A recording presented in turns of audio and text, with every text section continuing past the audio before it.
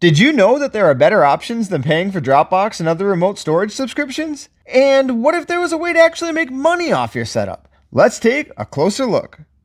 Hey there, welcome to New England Crypto and East Coast Hardware. In today's video, we're going to be setting up a dual threat machine, a highly practical personal NAS for our own backups that doubles as a storage node to passively offset electricity and hardware costs.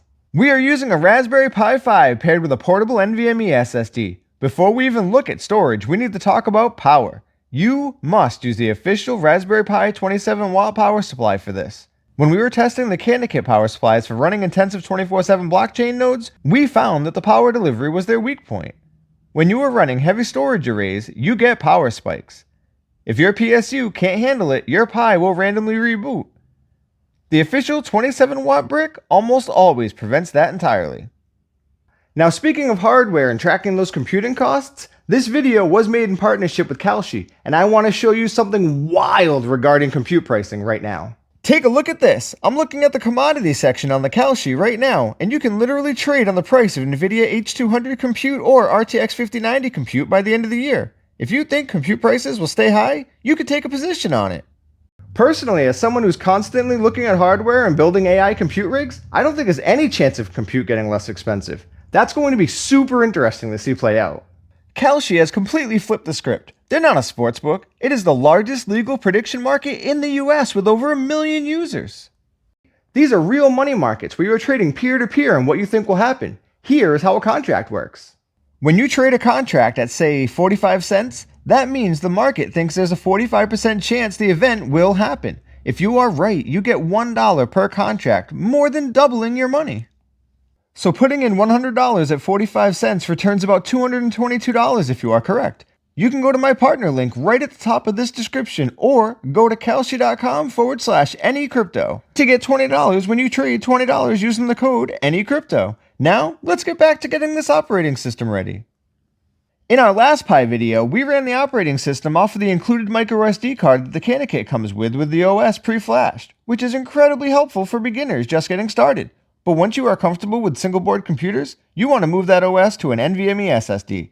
It is vastly faster and won't burn out from constant read-write cycles. Luckily, there is an easy, beginner-friendly way to do this without touching complex code.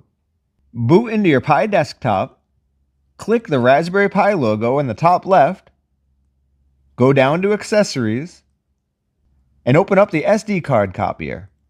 Select your SD card as the copy from device and your external NVMe as the copy to device. Hit Start.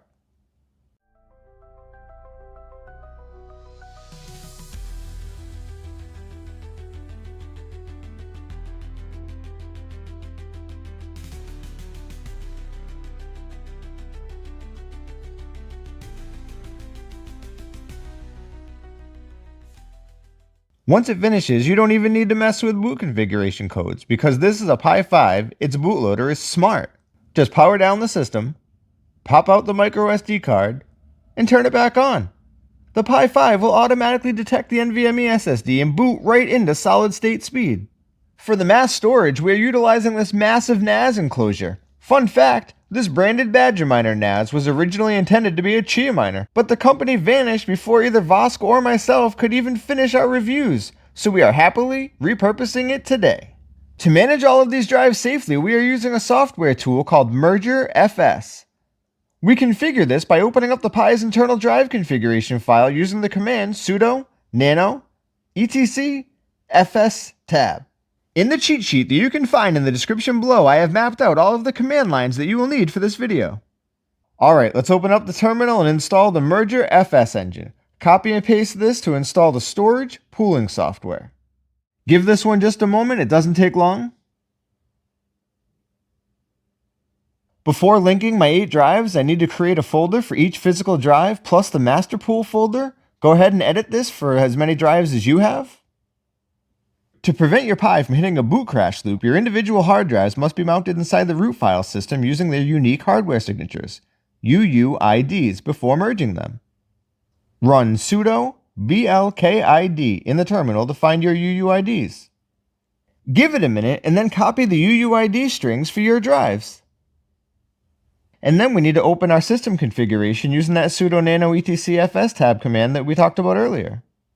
And then we're going to move our cursor all the way to the bottom of the file and paste the distinct edited lines for our specific drives.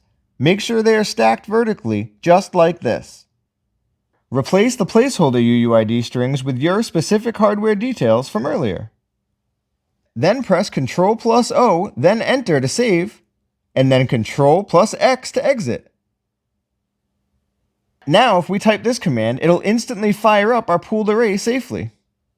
And this next thing caught me off guard. This was something I wasn't expecting. I had to look it up. But after a little research, all we had to do was copy and paste the reload.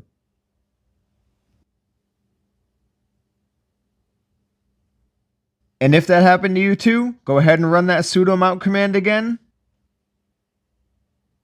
Looking good.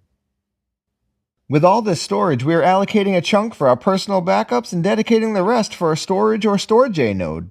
I'm personally done with paying for cloud storage, so I'm taking things into my own hands.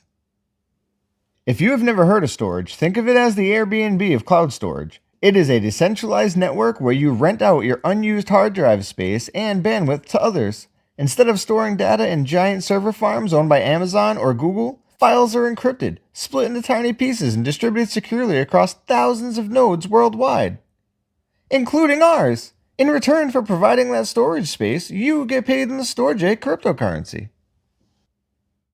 Let's be crystal clear here. This is not a get-rich-quick scheme. It will not pay off your house. But it is a fantastic, slow and steady, low-effort way to utilize the storage capacity that you already have running. Now that the giant pool is active, create your isolated subfolders. This keeps your personal files permanently safe and isolated from the storage network data.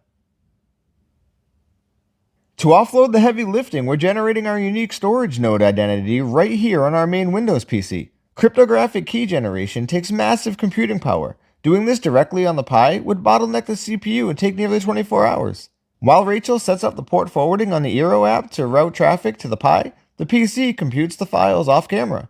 Once finished, we'll transfer the assigned identity folder straight over to our isolated storage array. Consider this a pro tip from somebody who's already banged their head against the wall for a couple days. After you transfer the file with your unique storage node identity, edit this command before running. Replace the placeholder text below with your real wallet address, email, public IP, and your exact home directory path. Notice our 20 terabytes is already locked in, ensuring that no one will ever be able to access our personal NAS space from the storage node. We are connected, online, and fully synced. I'm glad this was a lot easier than I expected. I hit a couple of roadblocks, and I was nervous, but using that cheat sheet that's in the description, no problem.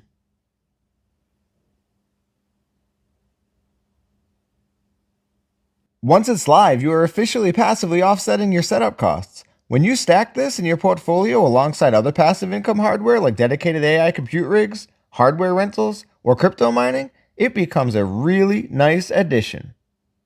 Now that that's all set, a NAS isn't very useful if you can only use it at home.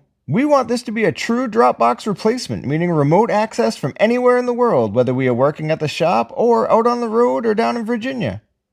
We're doing this using Tailscale. It is a zero-config mesh VPN. You don't need a fancy web UI, it just gives you raw, secure access to your folders. You install it on the Pi 5, you install the app on the phone or laptop, and it tricks your remote devices into thinking they are sitting on the exact same local Wi-Fi network as your Pi. It takes about 5 minutes to set up, requires zero messy port forwarding on your router, and is incredibly secure.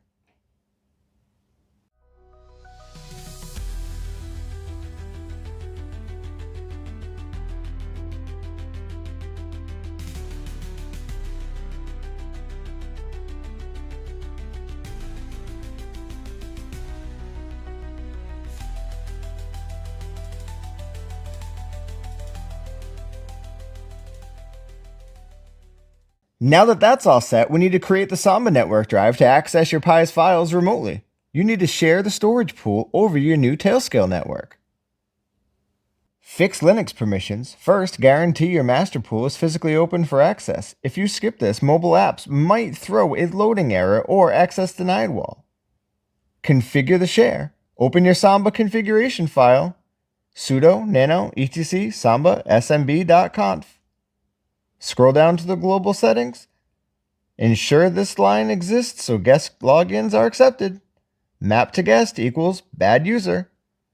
Go to the very bottom of the file and paste this exact block vertically. Do not create duplicate blocks.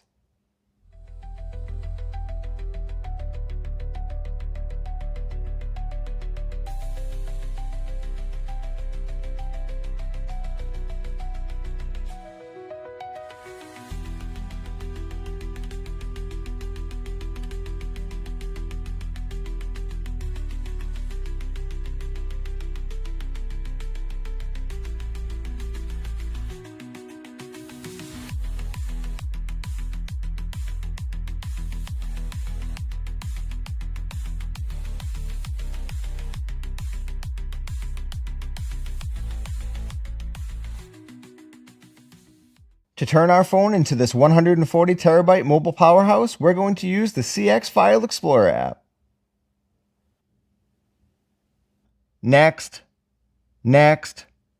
allow permissions, allow, network, add new location, remote, SMB, enter your Raspberry Pi's Tailscale IP address, check the anonymous or guest box. This is required to bypass the app's default login demands. If you want to upload a photo from your phone to your Pi, open your phone's native gallery, select the file, tap the native share button, select CX File Explorer, and pick your remote folder. This seamlessly bypasses the security block.